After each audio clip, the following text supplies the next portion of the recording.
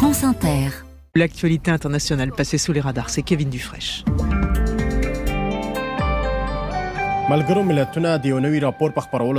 Nous voici d'abord en Afghanistan, Kevin, où la culture du pavot s'est effondrée. Moins 95% de champs de pavots en un an. Et pour cause, les talibans ont interdit cette culture à leur retour au pouvoir. C'est un chiffre de l'Office des Nations Unies contre la drogue et le crime, issu d'un rapport qui vient d'être publié. Alors évidemment, l'Office s'en félicite parce que la production d'opium a elle aussi largement baissé.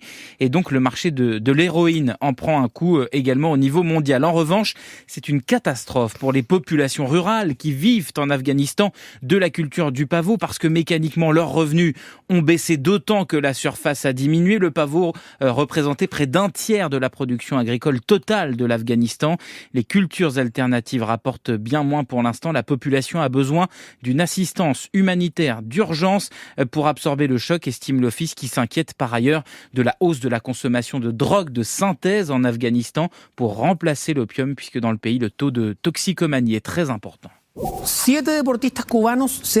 nous voici maintenant au Chili, pays apparemment apprécié par les sportifs cubains. Oui, parce qu'à l'issue des Jeux panaméricains qui avaient lieu au Chili jusqu'à dimanche, 7 athlètes de la délégation cubaine ont disparu. 6 joueuses de hockey sur gazon et un sprinter. Ils ont en fait fui leur équipe et contacté un cabinet d'avocats pour obtenir des papiers et ne pas retourner à Cuba et ainsi échapper à la situation de leur île tenue par les héritiers de Castro et surtout en proie à de grandes difficultés économiques. Ces défections sont courantes dans les compétitions internationales. Une soixantaine de sportifs cubains auraient fait de même depuis le début de l'année. Au Chili, ça a des répercussions politiques, car le Parti communiste chilien est allié du président Gabriel Boric. Il est dans l'embarras puisqu'il défend ardemment le régime cubain. L'opposition de droite, pourtant plutôt hostile à l'immigration, s'en délecte.